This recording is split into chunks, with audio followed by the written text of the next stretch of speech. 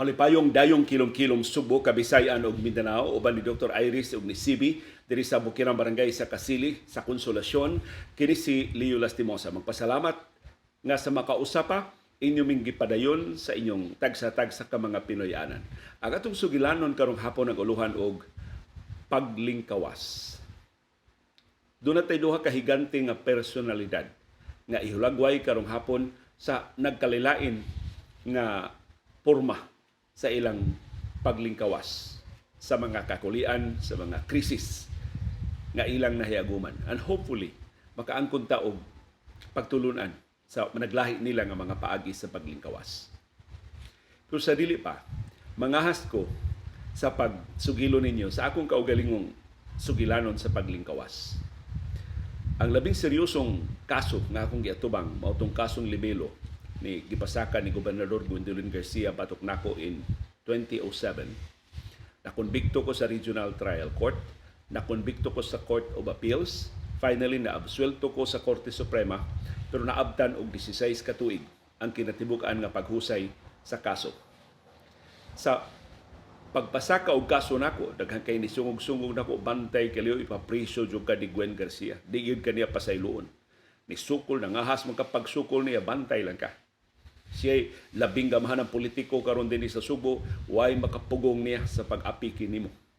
Moto nga samtang nag-anga na ang pag-desider sa kaso, pagpasaka sa kaso batok nako, katong kasuhagod nako gud ang tanang politikanong koneksyon gigamit ni Gobernador Garcia pag-apiki gid nako ang panel of prosecutors nga naglakip sa labing batanon o labing idealistic nga mga prosecutors nga karon mo na labing dagko nga mga opisyal sa Cebu City Prosecutor's Office. Ni-absulto nako. Wa sila kakitang ebidensya. Batok nako. Pero gi-review sa regional prosecutor, dili pa siya regional prosecutor, nang-apply pa siya pagka regional prosecutor, pero siya mo'y assistant city prosecutor niya itong higayuna. Unya, nang-apply man siya pagka-regional state prosecutor. O sa nirekomendar niya si Gobernador Gwendolyn Garcia. Of course, mas daghan siya makuha ni Gobernador Garcia kay nako nga mayukmok nga sakop sa media. So iyang girekomendar ang pagpasaka og kaso sa korte og niabot gyud sa korte ang kaso. Dihang doon na nahuhungihong nga mo luwatan na sa korte ang akong warrant of arrest, giingnan ko tago na liyo. Labi na og weekend.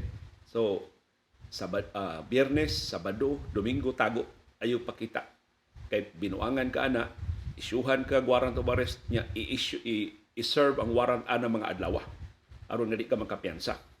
Kay bisan tuod na ay nag-duty nga mga huwes anang mga adlaw pero matik-matikon man mga gobernador mong ganang imong kontra. Daghan kayo nga ni tambag man ako nga tago. Pero di mo mahimong mutago. Kay nahibaw man tanan diin ko magpuyo, nahibaw man tanan diin ko magtrabaho. Di man ko mahimo nga daghan kay mga weekend activities ni adto sa ABS-CBN, mamutoy height sa among mga outreach projects. Di ako'y programa adto masabado, so di gid ko makaipsot. So laing tambag ang akong gituman. Ingon siya, pag-facilitate lang liyo para dili ka madugay tanggong, kung tanggungo jud nilang weekend, pagdada ag litrato, mga mugshots ba? Unya, pagdaog kwarta, ilang ibarbana akong piyansa ato 10,000 pesos. So, adtong mga higayuna, daghan kay kwarta sa pitaka, doon na kay labi minus 10,000 pesos akong pitaka. Aron bisan unsang orasa kung pick upon, makapiyansa dayon ko para sa akong temporaryong kagawasan. Unya, di na sila kinahanglan mangita pag litratista, i-technical ko na, nanam ko mga litrato. So, mo ilang tambag na ko. But of course, eventually, di ay mga tarong ng mga opisyal sa kapulisan nga ni tabang nako aron nga dili mahimong serkos ang pag-serve sa warrant of arrest batok nako. So wa jud ko katilaw bisag usan lang ka minuto sa prisuhan. Ug daghang salamat sa akong mahinlaking abogado ang nitaliwan nga si anhing kanhi Cebu Provincial Prosecutor Celso Espinosa sa iyang maayo kayo nga serbisyo legal nako. Libre to ang iyang serbisyo tungod to sa iyang kaikog ni Sir Dodong Gulyas nga mo'y nihangyo niya na palabanan ko sa akong kaso. Of course, diha to'y mga tentasyon sa una ako mga kaubang aktivista nga pabukid na lang liyo. aron aron gyud imong paduso ba imong kausa nga gidaog-daog ka, inustisya ni ang nahitabo nimo, tago na lang. In hiding na lang. Daghan bitong uso bitaw ng pagtago-tago ron. Ingda lang ABS-CBN mo, leave lang ka. Hantun ma-resolver imong kaso, nga tambag na bitaw nga mga ingon ana. Doon siya tambag ni ingon, papriso liyo. May na mapapriso ka. Aron nga usamot ang mga tao kasabot unsa ka nilad ning atong sistema justisya basta gagmay gani ikiha, dagko gani ang kihante, iduot gyud ang mga gagmay. Para nako, di lang ko mo exhibition, subay lang ko sa lagda. So sa dihang giserve ang akong warrant of arrest, piyansa ko, o na hatagan ko sa kontemporaryong kagawasan, sa dihang gikonbikto ko sa Regional Trial Court, niapilar ko sa Court of Appeals, sa dihang gikonbikto ko sa Court of Appeals, niapilar ko sa Korte Suprema. And eventually, nakalingkawas ko, gikan sa mong kaso, but only after 16 years. So imagine ang kalisod, ang kabugat, anang maong palasunon. Sa 16 ka tuig, una-una ka ang labing gamhanang politiko sa Subo, gustong ibalhog ka sa prisuhan, gustong pakauwawan ka, gustong makonbikto ka aron ilhon kang kriminal. Daghang salamat sa labawong makagagahom. Daghang salamat sa tanang nakatabang sa akong kaso. Nakalingkawas ko human sa dulan 2 ka dekada kapag antos adtong kasuha. Karon arita sa mas dagkong krisis nga niaguman sa higante nga mga personalidad dinhi sa atong nasod. Ang unang personalidad nga nakaangkon og krisis o niumol og iyang kaagwan mo paagi sa paglingkawas mao si kanhi Senador Ping Lacson. Sakop sa Senado si Lacson adtong tuig 2010. Sedang nalutsan siya og warrant of arrest tungod sa kamatayon ni Bobby Dacer, katong publicist, og siyang driver nga si Emmanuel Corbito sa tuig 2000. Sa ito pa 10 years before na resolver ang kaso na ipasakas korte og luwatan siya og warrant of arrest. Si Lacson, lig-on kay ebidensya batok niya paglambigit sa Dacer Corbito case kay si Police Colonel Cesar Mancao ngayang sinaligan. Mao ini kumpisal nga si Lacson mo'y mastermind. Si Mancao ni angkon nga mo'y nagpatay ni Bobby Dacer o ni Emmanuel Corbito o iyang gilambigit si Lacson. Siya ni kumpisal nga si Lacson mo'y mastermind, mo'y nagsugo nila pagpatay ni Dacer o ni Corbito. Mao to ang gibasihan sa kasong gipasaka ni Lacson. Pero si Lacson, kay sakop man sa Senado, doon naman siya influensya, kan hepe ba siya sa Philippine National Police, daghan siya og koneksyon, graduado siya sa Philippine Military Academy, doon ay nakahunghong niya. File na ka og kaso. O file sa kaso batok nimo, isyuhan na ka og warrant of arrest, presuhon jud ka. Kaya ang kunta niya, mausikan ni Presidente Gloria Macapagal Arroyo, nga mo'y incumbent president atong 2010. Inihitabo man ni sa pagsugod sa 2010, sa ato pa ang first 6 months sa 2010, si Arroyo pa may presidente, lidaog si Noynoy, naka-assumer sa pagka-presidente pagka June 30 na sa 2010. So si Arroyo pa, pang-goodbye na itong Arroyo, nga iyag yung giapiki si Lacson. Kay baos si Lacson, nga kung mapasaka ang kaso sa korte, maluwatan siya warrant of arrest, mapriso gid siya. So ang gibuhat ni Lacson, murag 3 days, sa wa pa mo ipasaka ang kaso sa korte, sa wa pa siya luwati warrant of arrest, nisibat siya. Sakay siya og flight sa Cathay Pacific, gidudahan pa siya Hong Kong, o wa na siya balik. Wa na siya mabalik. Sa ding gipasaka ang kaso 3 days later, human sa iyang pag-ikyas, o naluwatan og warrant of arrest batok niya, wa na si Lacson. 2 days human gipasaka ang kaso batok ni Lacson, giluwatan siya og hold departure order, wa na kapuslanan. Kay nigawas naman si Lacson sa Pilipinas. Naabtan og kapin sa tuig si Lacson nga nagtago-tago. Moto yung paagi sa paglingkawas. Daghan kay mga huhungihong nga si Lacson gikan sa Hong Kong, dito mo tago sa Roma, sa Italia.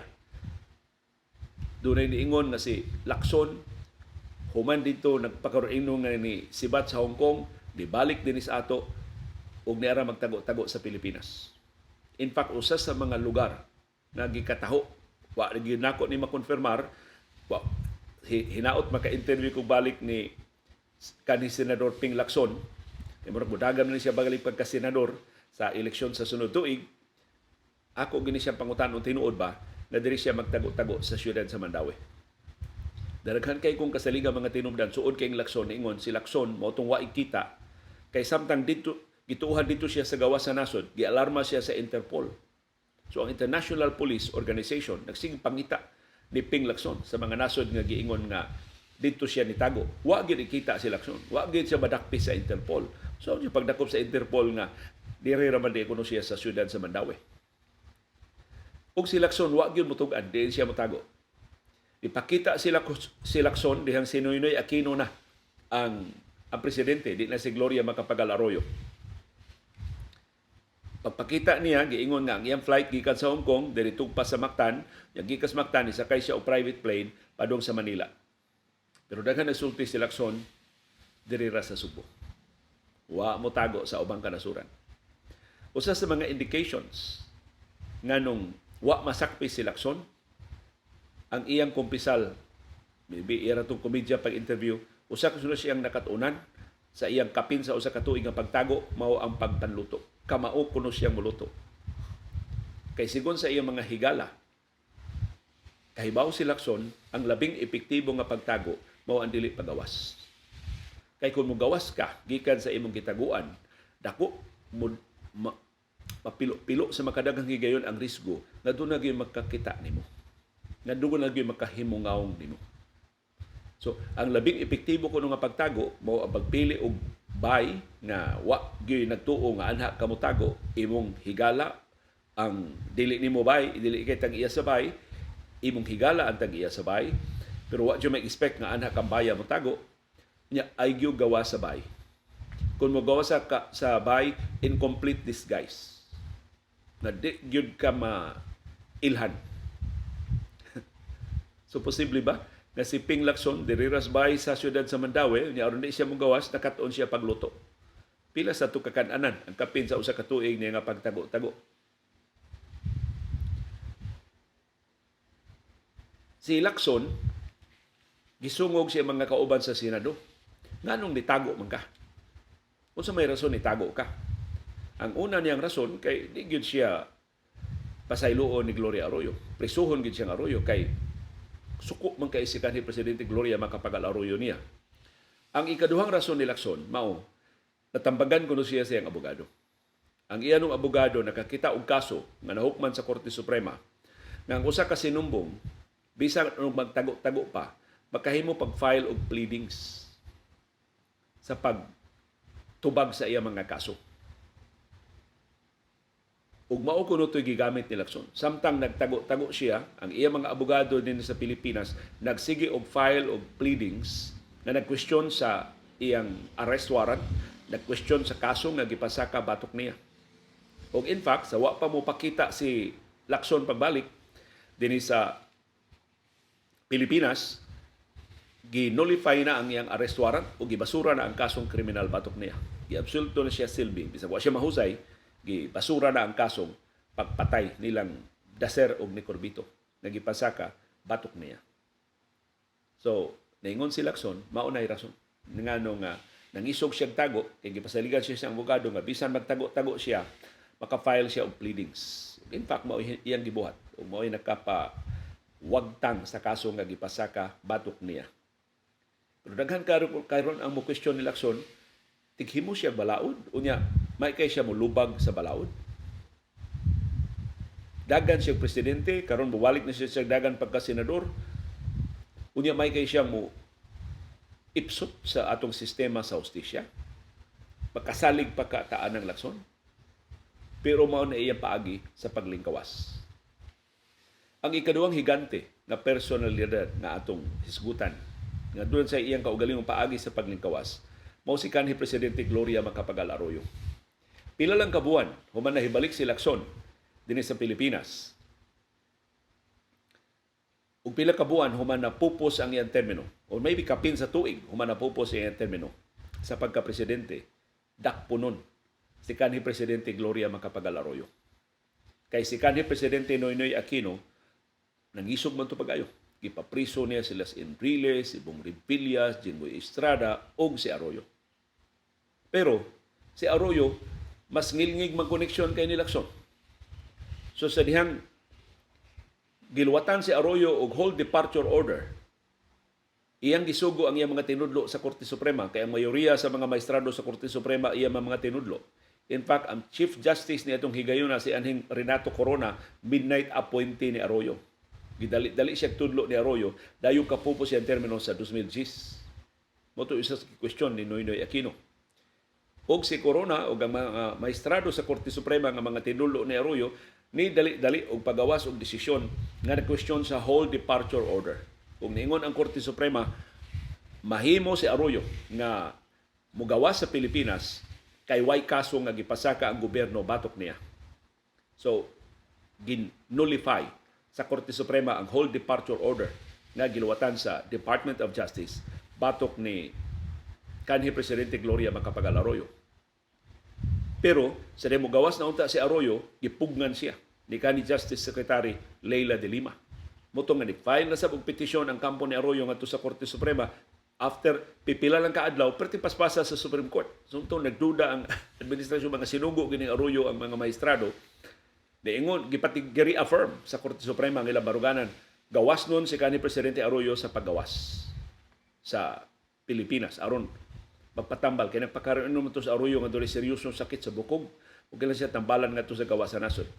Diingon ang Supreme Court luoy ang kanhi presidente mahimo siyang mugawas aron magpatambal sa gawas sa nasod. Paggawas sa desisyon sa Korte Suprema, pagkagibi idayon, si Arroyo gidag ambulansya, kaya nagpasakit-sakit naman siya, gida siya ambulansya, pag naog na sa ambulansya, nagsakay na siya og wheelchair, doon na siya neck brace, mo itong higayon na ano na neck brace si Arroyo, og muboard na siya ang iyang flight para Singapore.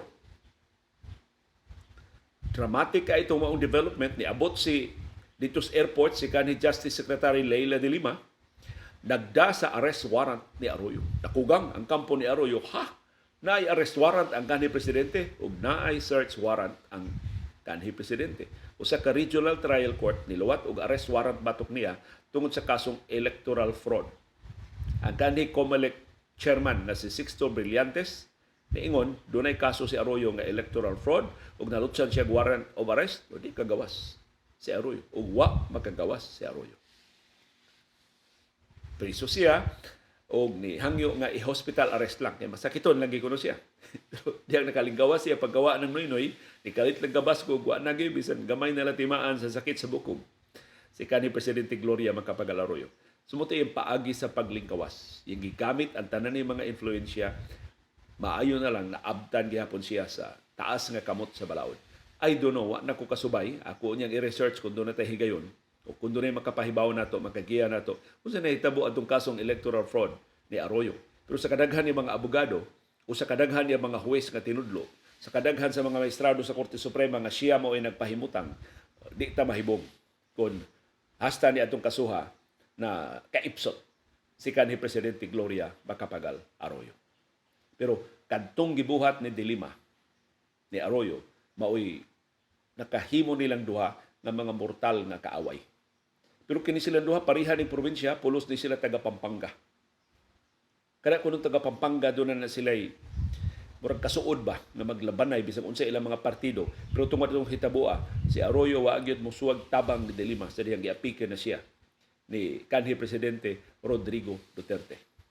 So sa kinatibuk-an sa termino ni anhing Presidente Noynoy Aquino na priso si kanhi Presidente Gloria Macapagal Arroyo. Pero murag magic, pagkawa na ni Noynoy, pagpuli na ni Duterte, tagsa-tagsa nga nabasura ang mga kaso batok ni kanhi Presidente Gloria Macapagal Arroyo hantod nakagawas gid siya gikan sa prisuhan, nibalik na sa gahawd, nahimo na sa speaker sa House of Representatives, gikodita pa niya ang speaker nga suod kaayo ni kanhi Presidente Rodrigo Duterte, kasuod man ito Duterte si Bebot Alvarez, pero nakigunsabo si Arroyo sa anak ni Duterte na si kanhi Davao City Mayor o karon Vice Presidente Sara Duterte Carpio. Ilang laing kakonsabo ang ikatulong nga Maria. Atong Tres Marias nila nga kodita, si Amy Marcos nga gobernador sa Ilocos ni atong higayon na wa pa siya mapili sa pagka-senador. So mao na ang lain sad nga paagi sa paglingkawas pero nabaraw na paglingkawas ni kanhi Presidente Gloria Macapagal Arroyo.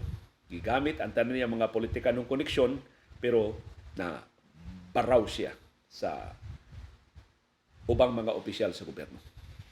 Iyang nakuha ang simpatiya sa Korte Suprema pero nabaraw ang iyang paglayas unta sa Pilipinas sa ubang mga ahensya sa kagamhanan. Specifically sa Department of Justice, ipamaluhan ni Laila de Lima o sa Regional Trial Court na mo gipasakaan sa kasong electoral fraud, batok niya. Pero kalahi ka sa kasaysayan sa Pilipinas, no? Kung si Arroyo nakagawas pa niadtong 2011, 2011 man to si Arroyo na nisuway sa paggawas. Diin ka sa Arroyo ni Puyo. Gidungog-dungog mas Arroyo nga doon na kuno'y villa dito sa Portugal, doon na kuno'y Pinoy-anan sa mga nasod nga why extradition treaty ang Pilipinas. Mahimo ra gyud si Arroyo na magpahimo sa dako kay niyang katigayunan aron paglikay sa mga kasong gipasaka ni anhing presidente Noynoy Aquino. Pero kay wa siya makagawas, nakatilaw gyud taas-taas nga priso si kanhi Presidente Gloria Macapagal Arroyo. So, imong ikumparar ang duha ka higante nga personalidad, managsama sila, doon na sila common denominator, gusto silang mulikay sa responsibilidad sa mga kaso nga, sa mga pasangil na giluwatan batok nila. Ug pulo sila doon ay sense of entitlement.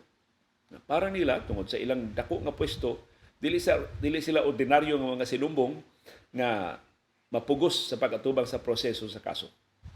So, lahi gyud kung naa kay pwesto, naa kay gahom, ug naa kay influensya. Si Lacson sa iyang bahin, ang iyang kasenatian sa militar ug sa kapulisan iya nagamit sa paglingkawas sa balaod sud sa kapin sa usa ka tuig. Si Arroyo bisan sa tanan niyang koneksyon tungod kay ang incumbent president mo ining kamot nga mapapriso siya na bilanggo gyud siya. Wa mo lampos ang iya untang mga maniobra. Naatong tapuso ng atong sugilanon, mahitungod sa nagkaliling klase sa paglingkawas karong hapon sa para nako ikatulong higante na personalidad. Ug siya mao ang napapriso ni kanhi Presidente Gloria Macapagal Arroyo, si kanhi Senador Laila de Lima. Si de Lima nahibaw unsa nahitabo ni Ping Lacson. Unsa ka beneficial ang pag-ikyas, kahibaw siya mahimo ra di siya mo file og pleading samtang nagtago-tago siya sa mga kaso nga iyang giatubang. Si de Lima labing nasuhito kay siya nang papriso ni kanhi Presidente Gloria Macapagal Arroyo. Unsay mga legal maneuvers nga iyang kadangpan aron nga di siya mapriso aron makagawas siya sa Pilipinas. Dili siya mabalhog sa prisuhan. Despite ana si de Lima sa diyang gihulga ni kanhi Presidente Rodrigo Duterte nga imbestigahon, pakauwawan o gibalhog sa prisuhan, wa mulikay. Wa siya mo suway sa paglayas. Wa siya mo gamit sa iyang mga koneksyon. Wa siya mo dangop sa mga legal nga mga maniobra. Iyang giatubang ang mga kasong gipasaka batok niya, maybe iyang na underestimate ang ka-vindictive ni kanhi Presidente Rodrigo Duterte. Maybe gipakaingon niya nga fair play ang tangpan sa administrasyon sa pag-prosecute niya. Wa siya ka agpas unsa kagamhanan ang makinarya sa Malacañang, sa Department of Justice o sa pagkikonsabo sa nagkalilain nga mga ahensya sa gobyerno. Apil na sa Korte Suprema. Kaya apil man ito maniubra itong pag-apiki ni de Lima ang pagtangtang sa liderato sa Korte Suprema diyang ilang gikuwaranto si kanhi Chief Justice Maria Lourdes Sereno. So, napamatud-an ni kanhi Presidente Rodrigo Duterte, labaw siya sa balaod. Baka manufacture siya o mga ebidensya. Baka manufacture siya o mga testimonya. Baka manufacture siya o mga bisan unsa lang kaso nga iyang mahuna-hunaan. Ug tuon man, na priso gyud si kanhi Senador Laila de Lima sud sa kapin sa 6 ka tuig. Dulan 7 ka tuig siya nga nabalhog sa prisuhan sa Campo Crame. Karon na lang hinay-hinay nga nabasura ang mga kaso batok niya, hinay-hinay nga gibakwi ang mga testimonya batok niya, and finally gihatagan siya katungod sa pagpiyansa para siyang temporaryong kagawasan nga wa na si kanhi Presidente Rodrigo Duterte sa gahom. Nga wa na mahadlok ang mga huwes niya. Wa na mahudlat ang mga prosecution witnesses niya. Wa niya mamaniubra ang Bureau of Corrections. Wa niya mamaniubra ang Department of Justice. Pero at the end of the day, si kanis Senador Laila de Lima nakamatuod na mahimo ra di kang muling kawas.